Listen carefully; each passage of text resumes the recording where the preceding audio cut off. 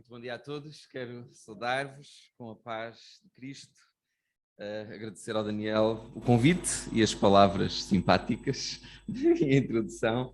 É muito bom estar convosco esta manhã, louvar ao Senhor convosco e deleitarmos-nos neste amor tão grande, tão excelente, tão perfeito que tem transformado as nossas vidas.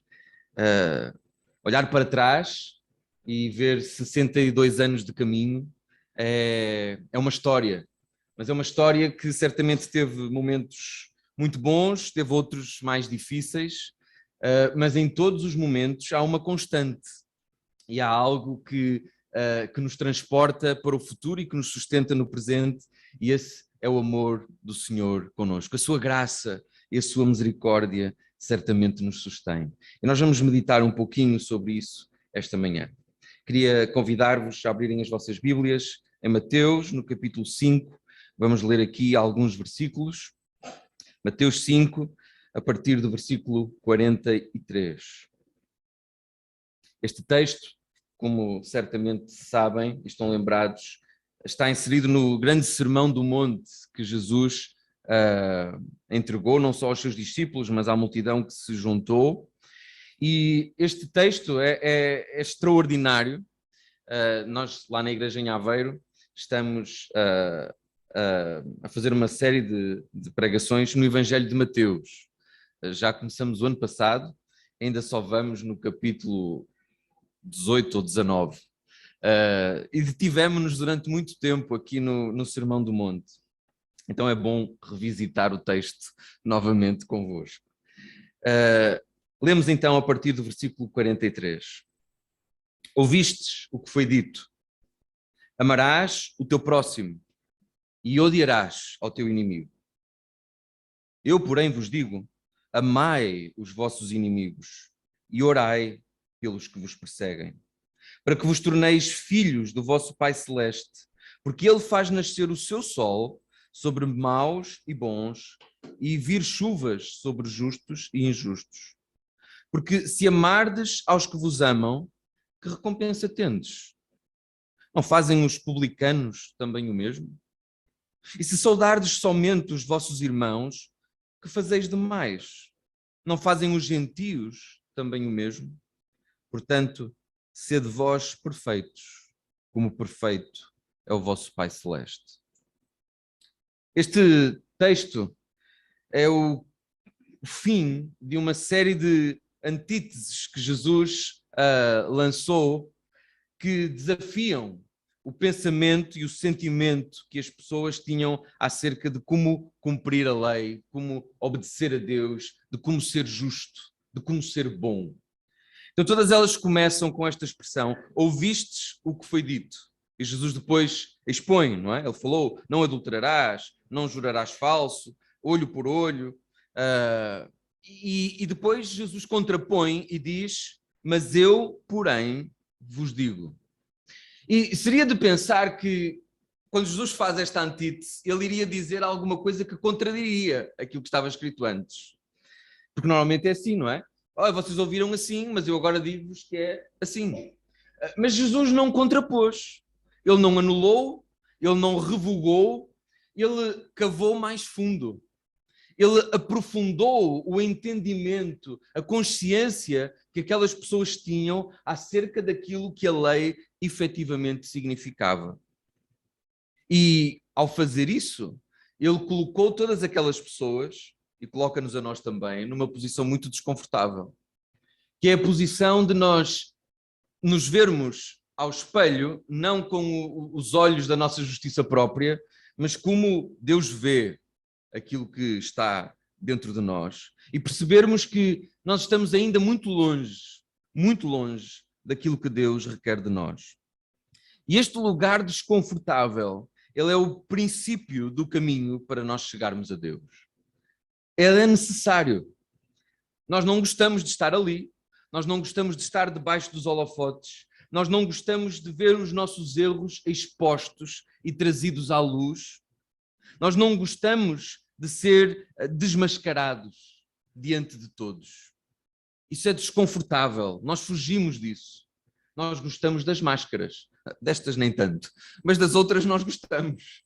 Para iludir, para enganar, para seduzir os outros, levando-os a pensar que nós somos aquilo que não somos. Mas diante de Deus não é possível usar máscaras. Diante dele todas as máscaras caem. E estas antíteses que Jesus lançou, elas tocam nesses pontos sensíveis. Pontos muito sensíveis, aliás. Porque ele fala acerca do perdão, da ira, do controlo do nosso temperamento, fala acerca da luxúria, da cobiça, da mentira, da violência, do amor. Todos estes pontos são algo que é muito sensível para nós no nosso relacionamento com o outro. Ele não está a falar de coisas que serão fáceis e acessíveis para a maior parte das pessoas. Não, ele vai tocar naquelas áreas das nossas vidas onde nós falhamos repetidamente no nosso encontro com o outro, com o nosso próximo. E ele vai acumulando essa tensão até chegar a esta última. Ouvistes o que foi dito, amarás o teu próximo e odiarás o teu inimigo. Eu, porém, vos digo, amai os vossos inimigos e orai pelos que vos perseguem. Como o Daniel já referiu, eu dei como título a esta meditação Amor em Tempos de Guerra. Isso é um trocadilho com um célebre livro de Gabriel Garcia Marques, Amor em Tempos de Cólera, e um outro filme que depois percebi que também existiu, Amor em Tempos de Guerra. São duas histórias românticas que passam-se em cenários difíceis, um durante os tempos da cólera, a doença em si, outro num tempo da guerra, de duas pessoas que se apaixonaram, que viveram um amor que sobreviveu às tensões dos momentos difíceis e que finalmente triunfa. Nós gostamos dessas histórias, não é? Mas a guerra de que Jesus está a falar não é a guerra do contexto, é a guerra que se passa dentro de nós, na nossa tensão de relacionamentos com os outros. E essa guerra é bastante mais difícil de controlar, de dominar e de vencer. E nós precisamos olhar para dentro e perceber se amamos como convém amar, se entendemos até o que é o verdadeiro amor. Quando Jesus coloca a questão nestes termos, ele desafia uma compreensão completamente enviesada daquilo que era o mandamento de Deus. Quando Jesus diz, ouvistes o que foi dito, amarás ao teu próximo e odiarás o teu inimigo, sabem onde é que está este versículo? Alguém sabe a referência deste versículo? Onde está no Antigo Testamento, parte da lei? Em lugar nenhum. Em lugar nenhum. Não há nenhum versículo na Bíblia que diga, bem, tirando este, amarás ao teu próximo e odiarás o teu inimigo. Deus nunca instruiu isto ao seu povo. Mas esta era a compreensão, porque Jesus está a dizer, vocês ouviram o que foi dito. Ao longo do tempo, aquilo que Deus tinha ensinado foi-se transformando e deturpando e cristalizando nesta ideia acumulada de tradições de que devíamos amar o próximo e devíamos odiar os inimigos. Na verdade, em Levítico 19, que é onde encontramos a primeira parte deste versículo, amarás ao teu próximo como a ti mesmo, o desafio é bastante diferente. Nesse texto, que nós não vamos considerar para pouparmos um bocadinho o nosso tempo, mas depois se quiserem ir refletir em casa, desafio-vos a fazerem. Deus fala na lei acerca de uma série de relacionamentos difíceis, das tensões que são criadas quando a verdade é distorcida, quando as ofensas são feitas, no meio das injustiças, no cuidado daqueles que não são propriamente as pessoas que nós mais gostamos de ter à nossa volta, os estrangeiros, os pobres, aqueles que estão sempre carentes. E nesse contexto, Deus fala também daqueles que nos ofendem e dizem, não tomeis vingança deles, mas amai o próximo como a vós mesmos. Ora, é muito diferente daquilo que agora era o pensamento cristalizado. Quando Deus deu a lei, ele disse que o amor era sem restrições para aqueles que eram amáveis e para aqueles que não eram tão amáveis. Para aqueles que eram verdadeiros e justos, mas também para com aqueles que eram mentirosos e injustos. Para aqueles que ofendiam, para aqueles que faziam o bem. Para aqueles que eram vítimas, mas depois também para o caminho a fazer para aqueles que eram os agressores. O amor devia redimir todos esses pecados que destruíam, que ofendiam, que humilhavam, que rebaixavam, que cortavam relacionamentos entre os homens. O amor era o caminho apontado para essa reconciliação. Mas com o tempo, nós sempre fazemos isso com os mandamentos que nos são entregues. Nós buscamos sempre maneiras mais confortáveis de acomodar aquilo que achamos que Deus disse àquilo que nós próprios queremos fazer. Então dissemos, vou amar o meu próximo. Amar o próximo não é propriamente uma tarefa difícil. Há próximos que são um bocadinho mais difíceis. Mas faz-se, não é? Faz-se. Nós amamos os nossos amigos, nós amamos os nossos familiares, nós amamos os nossos filhos, as nossas esposas, os nossos maridos, os nossos irmãos. As tensões surgem, mas nós vamos encontrando algum caminho de reconciliação. Amar aqueles que são amáveis não é difícil. Mas também é fácil percebermos este mandamento, pseudo-mandamento, de odiar o inimigo. Porque odiar o inimigo também é fácil. Odiar aqueles que não são como nós é fácil. Odiar aqueles que nós não conhecemos é fácil. Odiar aqueles que se comportam de uma maneira que nós achamos inapropriada, ofensiva, aqueles que fazem o mal, é fácil. Mas o amor é mais do que os sentimentos que são despertados nos nossos corações em relação aos outros. Esta ideia de que a cultura foi construindo e está profundamente enraizada nas nossas mentalidades hoje em dia, de que o amor são as emoções. É isso que Hollywood vende. É isso que nós vamos aprendendo nos relacionamentos que vamos tendo e nas coisas que vamos ouvindo. Hoje nós assistimos a casamentos que se vão desfazendo porque o amor acabou. E aquilo que se quer dizer quando se diz o amor acabou é os sentimentos, as emoções que eram despertadas no meu coração em relação àquela pessoa, de uma certa atração sexual e também de uma certa atração emocional, desvaneceram-se e, portanto, eu digo o amor acabou. E, portanto, se esse amor, se esse relacionamento já não me faz feliz, eu vou parar com este e vou procurar a minha felicidade, a minha satisfação, a minha realização noutro lugar. E então o amor desperta noutro lugar. Não é assim que a Bíblia fala acerca do amor. É verdade que as emoções fazem parte desses relacionamentos. Não vamos também ignorar isso. Fazem. Mas o mandamento para amar, ele vai além de qualquer resposta emocional ou sentimentalista em relação ao outro. O desafio para amar é um desafio de compromisso para com o outro. Que compromisso é esse? Que é mais do que um sentimento. Bem, o texto também nos faz entender um pouquinho acerca disso. Quando Jesus diz que devemos orar pelos que nos perseguem, que devemos imitar o exemplo de Deus que faz nascer o sol sobre maus e bons e chuva sobre os justos e injustos, de amarmos os que nos amam, mas de saudarmos, ou seja, o amor é ação. O amor é sempre ação, não só um sentimento, mas uma atitude, um comportamento em relação ao outro. E esse comportamento é bem explicado nas Escrituras.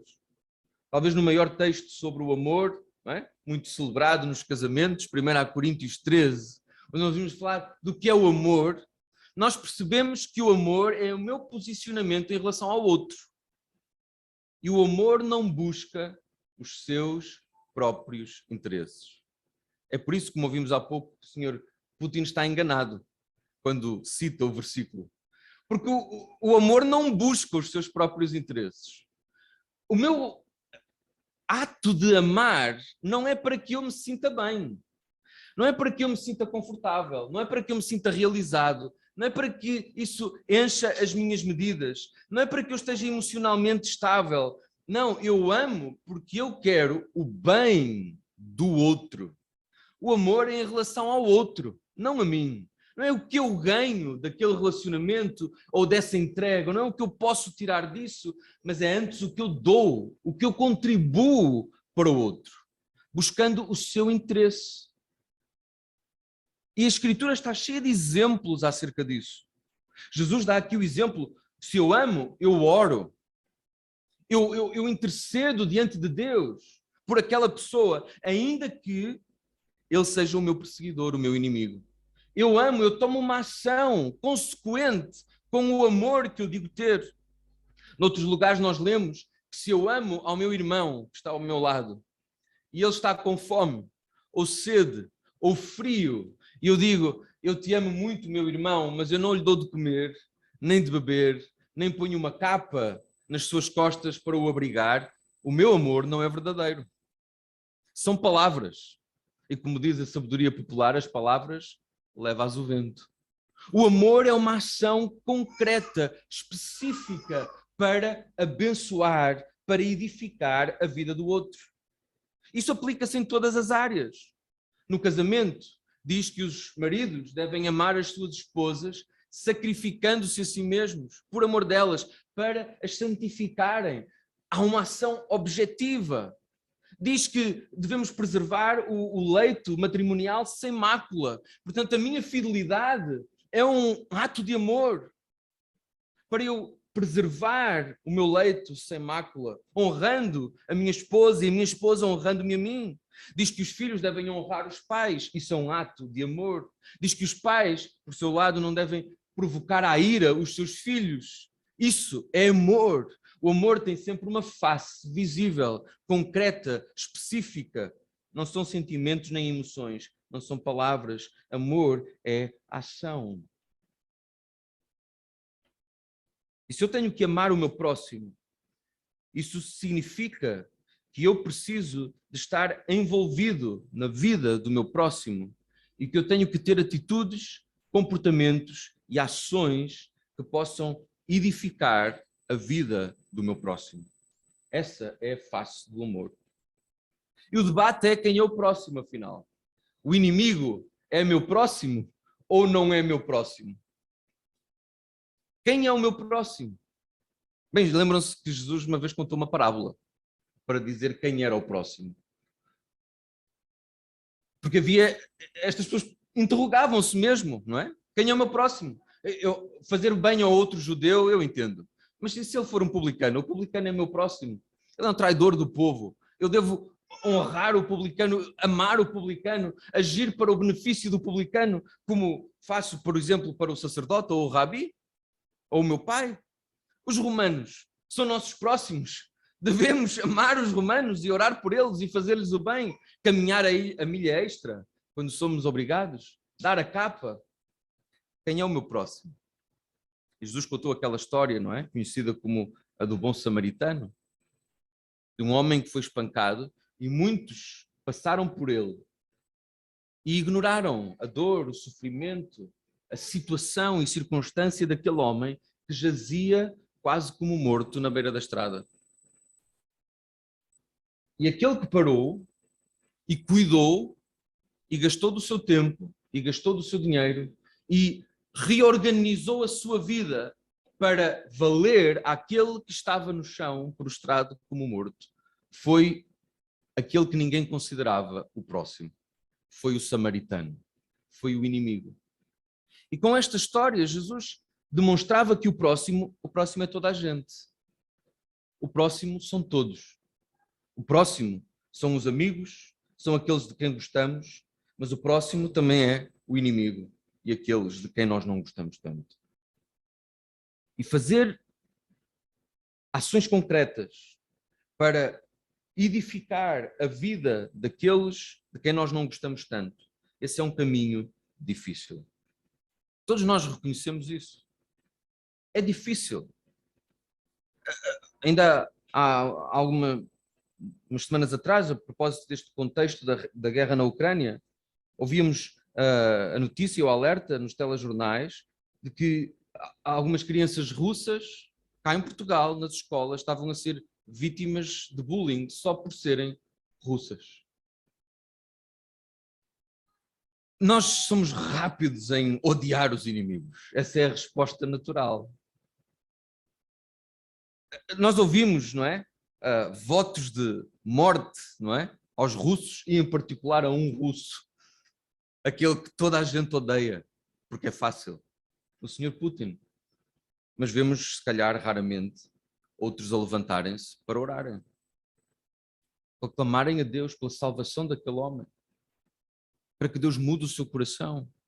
Para que Deus tenha misericórdia dos horrores a que Ele está a forçar aquelas duas nações. Aquilo que Jesus requer é que nós caminhemos o caminho difícil. E é um caminho difícil. Mas esse é o verdadeiro amor. Como Deus ama. É assim que Deus ama. A Escritura diz que o amor é Deus. Deus é amor. Nós queremos saber o que é o amor. Nós precisamos olhar para Deus. Ele é o nosso referencial. É Ele que nos ensina acerca destas coisas. Não são os livros, não são as histórias românticas, não são os pensadores, não é a cultura que nos ensina o que é o amor. Porque essa vai ter sempre um entendimento enviesado, porque nós somos maus, nós somos amantes de nós mesmos. Nisso nós somos muito bons. Nós somos amantes de nós mesmos. E por isso nós não amamos bem os outros. Aqueles a quem nós devemos estender o nosso amor. É certo que nós vemos reflexos de atos de amor um pouquinho por todo o lado. Às vezes revestidos como um sacrifício, outros como um heroísmo, como generosidade. Nós vemos isso, é certo. Mas até isso não é um amor perfeito. Deixem-me dar-vos um exemplo que ontem com a Sara comentávamos, a respeito também da situação da guerra. Muitos têm ido fazer viagens extraordinárias até à Polónia e outros lugares para trazerem refugiados. Extraordinário. É realmente uma atitude de sacrifício em favor do outro que nós devemos reconhecer. Mas sabem, essas pessoas que fazem essas coisas não o fazem em segredo. Publicam e anunciam a toda a gente: eu vou fazer isto. Olhem para mim a fazer isto. Olhem para mim a ser bom. Olhem para mim a amar o meu próximo. Olhem para mim a cuidar daqueles que sofrem. Noutro lugar deste mesmo sermão, Jesus dizia: não saiba a tua mão direita o que dá a tua mão esquerda. O amor não é egoísta, nem vaidoso, diz lá em 1 Coríntios 13. O amor ama e não precisa de ser notado, aplaudido, reconhecido. Vêem como nós amamos mal? Vêem como mesmo quando temos atos de profunda manifestação de cuidado pelo próximo, aquela sementinha de corrupção e de pecado está lá e que nos leva a falhar o alvo. Jesus aponta-nos por isso para o exemplo de Deus, que faz nascer o sol sobre maus e bons e chuva sobre justos e injustos. É desta maneira que Deus ama, distribuindo da sua graça, da sua benignidade para com todos. Um amor perfeito. Um amor que nos deve levar a entender que fazemos o que fazemos sem distinção de pessoas e sem buscar o aplauso. Mas Jesus diz mais. No versículo 43, ele diz: para que vos torneis filhos do vosso Pai Celeste. Essa é uma expressão complicada. Este para que. Porque, de alguma maneira, pode criar-nos a confusão de que eu devo fazer alguma coisa para que eu me torne um filho de Deus.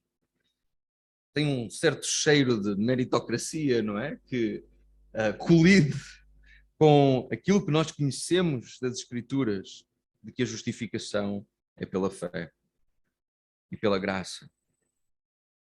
Mas aquilo que Jesus estava a dizer não é que nós nos tornamos filhos de Deus, cidadãos do reino, por fazermos aquilo que é certo.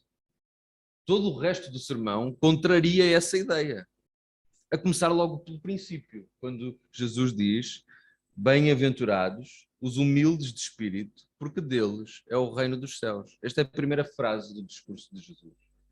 Bem-aventurados aqueles que admitem, que reconhecem a sua falência espiritual, porque deles é o reino. Então Jesus não está a falar de uma questão de mérito. Faz isto para receber aquilo em troca. Não pode ser isso que Jesus está a dizer. Mas aquilo que Jesus está a dizer, sim, é que se eu sou um filho do meu Pai Celeste, se eu sou um cidadão deste reino, então eu preciso manifestar na minha vida, no meu comportamento, o caráter daquele que é o meu Pai. Eu não sou um cidadão do reino de Deus se eu não manifesto o caráter do meu Pai. E o meu Pai ama não o próximo e o inimigo. Meu Pai ama os inimigos. Todos são inimigos. Todos pecaram. Todos estão destituídos da face da glória de Deus. Deus amou-nos quando estávamos mortos nos nossos delitos e pecados. Deus provou o seu amor para conosco no sacrifício de Jesus Cristo, quando nós éramos seus inimigos. E se eu sou de Deus, se eu sou seu filho, se eu estou no seu reino, então eu preciso refletir esse caráter daquele que é o meu Pai. Eu preciso que o meu amor seja também transformado. Mas isto é difícil. E não pode depender do meu esforço. Porque, como já vimos, nós não conseguimos essa qualidade de amor. Isso é difícil. E é mesmo impossível. Diante destas antíteses que Jesus está a construir, a conclusão é: eu não consigo ser esta pessoa. Eu não consigo viver desta maneira. Então como? Como? Nós precisamos olhar para o amor que redime todo o amor. Hoje de manhã, quando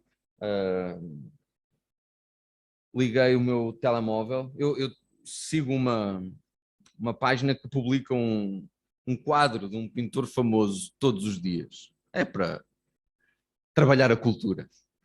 E então o quadro de hoje era um quadro de Van Gogh. Chama-se Oliveiras. É um cenário onde se vê um jardim só com oliveiras. E o meu pensamento imediato fugiu, creio que já imaginam para onde, para a cena em que Jesus estava no Monte das Oliveiras, derramando a sua alma diante do Pai, dizendo: Pai, se possível, passa de mim este cálice. Jesus era um homem como nós. Às vezes nós tendemos a esquecer isso, como se ele fosse um super-humano. Ele era homem como nós. Ele antecipava as dores e os sofrimentos que estariam. Não só as físicas, mas as espirituais. E diante disso, ele angustiava-se. A sua angústia foi tão grande que o texto bíblico nos diz que o seu suor se tornou em gotas de sangue. Mas aquele jardim foi o lugar do amor. Há pouco nós lemos que aquele que ama dá a vida pelos seus amigos. João também nos diz que Jesus amou os seus e amou-os até ao fim. E naquele jardim das oliveiras, Quando Jesus orava e clamava, Pai, se possível, passa de mim este cálice, sabendo que não era possível, ele acrescenta, mas não se faça a minha vontade, mas a tua. Isto é amor. Amor é ação. Amor é ação. Amor não serviria... a resposta do amor não poderia ser eu gosto muito deles, mas isto é difícil demais, vamos tentar outro plano. Isso não era amor. Eu estou muito...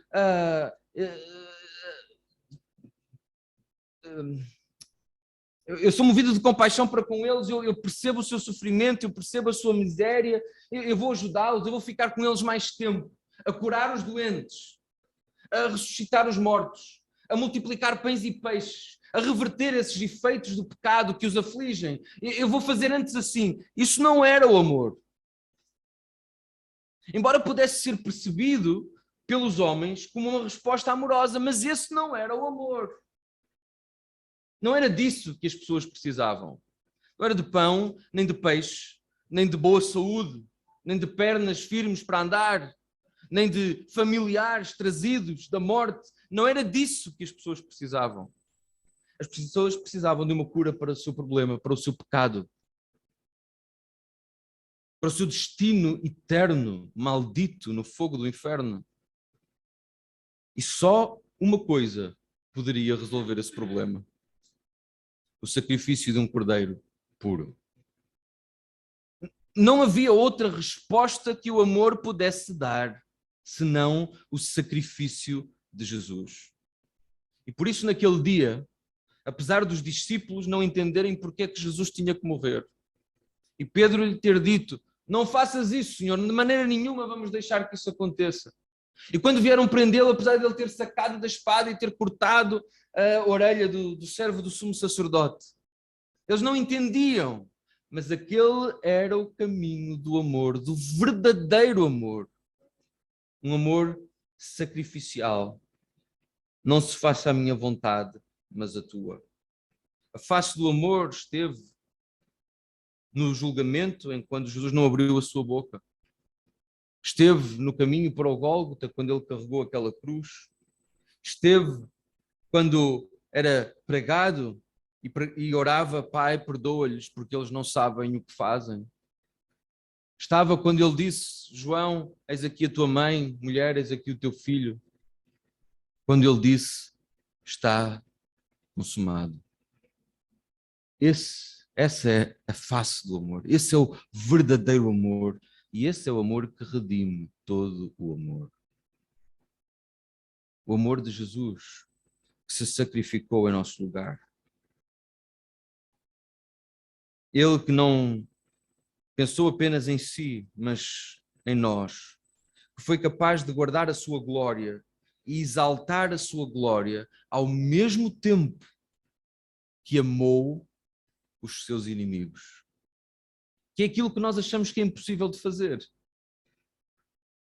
Para nós, estas ideias são irreconciliáveis. Se eu for defender a minha posição, então eu preciso de esmagar o meu inimigo, de derrotar, de vencer, de humilhar, para que eu saia vencedor e triunfante. Pois Jesus saiu vencedor e triunfante, amando os seus inimigos. É dele o amor que redime todo o amor. É ele, não só pelo seu exemplo, mas pelo poder da sua vida em nós, que nos capacita a amar da maneira certa. Que nos capacita a amar o próximo, mesmo que o próximo seja um inimigo e um perseguidor. Que nos ajuda a não tomar vingança, mas a confiar na justiça de Deus. Que nos ajuda a falar a verdade e amar as pessoas falando a verdade. Amar não significa pôr paninhos quentes em todas as situações. Mas defender a verdade é um ato de amor corajoso, mas um ato de amor que devemos fazer, como diz um outro texto, devemos falar a verdade com amor. Nós gostamos de falar a verdade às vezes, não é? Mas o nosso falar a verdade é uma espada para matar e destruir tudo o que está à nossa frente. Falar a verdade com amor. Falar a verdade é um ato de amor, de cuidado para com o outro. A fidelidade no casamento, o cuidado dos filhos, tudo isso são atos de amor, de generosidade, que são um reflexo da obra que Jesus tem feito em nós. Nós somos chamados para amar dessa maneira. Não antes de sermos transformados por Jesus, mas como consequência de termos sido transformados e redimidos por Jesus. Nós agora podemos amar dessa maneira radical, extravagante, porque já não precisamos defender-nos a nós mesmos. A nossa defesa é Cristo. Nós estamos descansados em Cristo, na sua obra, na segurança do seu sacrifício por nós. Eu não preciso da validação dos homens, da aprovação dos homens, do aplauso dos homens. Todas essas coisas diminuem, desaparecem diante de Cristo e do amor de Cristo por mim, que eu agora reflito para com os outros. Sede perfeitos, como perfeito é o vosso Pai Celeste. Sede maduros. Maduros. Não infantis, mas maduros. Amando como Deus ama. É um desafio difícil. É, muito difícil. Mas é a dificuldade do desafio que nos leva a olhar para o sítio certo. É a dificuldade do desafio que nos leva a viver na dependência de Jesus, da dependência da palavra, da dependência da obra e ação do Espírito Santo em nós. É a dificuldade do desafio que nos torna humildes. E Deus dá graça aos humildes. Não sabemos o que o futuro traz para nós depois. Não sabemos por quanto tempo Deus nos terá aqui. Não sabemos por quanto tempo esta igreja local estará neste lugar, com estas pessoas, com estas portas abertas, com esta liberdade. Mas o nosso desafio é amar. Nós vivemos voltados muitas vezes para dentro, não é? Porque é fácil amar o próximo. Nós olhamos para a pessoa que está sentada ao nosso lado e nós amamos. Eu reparei, não é? Eu estava ali sentado enquanto o culto não começava, as pessoas iam entrando, cumprimentavam-se todas, como está, beijinhos para aqui, passou bens para acolá, sorrisos nos olhos, não é? O resto não dá para ver. É tão fácil, é tão bom estar aqui. Mas o lugar da igreja não é aqui. Nós não fomos redimidos para estarmos a amar aqui o nosso próximo. Nós fomos redimidos para irmos levar esse amor a quem está lá fora. Nós fomos redimidos para estar em missão.